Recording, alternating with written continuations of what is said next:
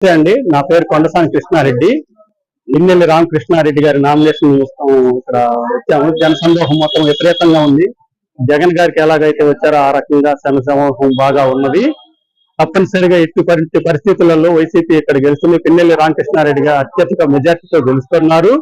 ఇటువంటి పరిస్థితుల్లో 30,000 మెజార్టీ దక్కకుండా గెలుస్తున్నారు.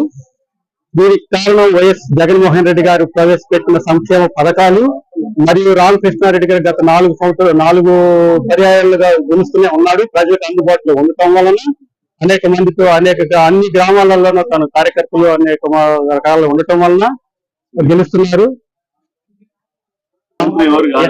ఎంపీగా అనిల్ కుమార్ యాదవ్ గారు ఇక్కడ పోటీ చేస్తున్నారు.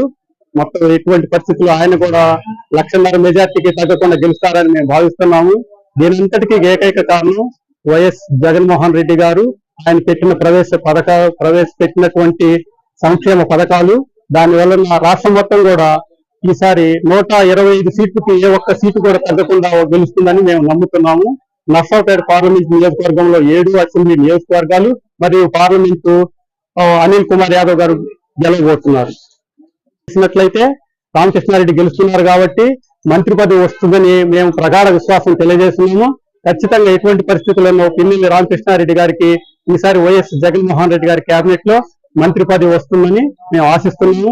అలా ఖచ్చితంగా పోయినసారి రావాల్సింది, ఇది 5వ పర్యాయం కాబట్టి ఖచ్చితంగా మంత్రివర్గంలోకి వైఎస్ జగన్మోహన్ రెడ్డి గారు పిన్నెల్లి రామకృష్ణారెడ్డి గారిని తీసుకుంటారని భావిస్తూ, ఇటువంటి పరిస్థితులలో మాచర్ల నియోజకవర్గంలో 25,000 మెజార్టీ ఒక్క ఓటు కూడా తగ్గకుండా పిన్నెల్లి రామకృష్ణారెడ్డి గారు గెలవబోతున్నారు. జోలకంటి బ్రహ్మారెడ్డి గారు అభివృద్ధి చేయడానికి ఏమున్నదండి, వచ్చేదే అవకాశం ఎటువంటి పరిస్థితుల్లోనూ తెలుగుదేశం పార్టీ రాష్ట్రంలో ఎటువంటి పరిస్థితుల్లోనూ రాదు.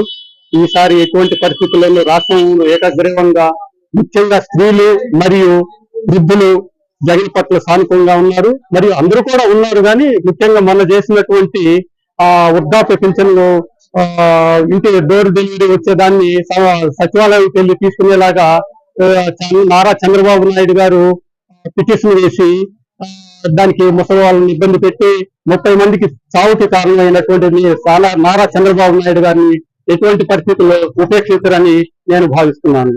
అటువంటి పరిస్థితులలో ఈ 1.1% కూడా శ్రీ చంద్రబాబు నాయుడు గారు వచ్చే అవకాశం ఎటువంటి పరిస్థితుల్లో లేదు. ఇక్కడ శ్రీ జోలకంటి బ్రహ్మారెడ్డి గారు గెలిచే అవకాశం ఏమాత్రం లేదు. ఆయన ఎప్పుడు కూడా నియోజకవర్గానికి దూరంగానే ఉంటారు.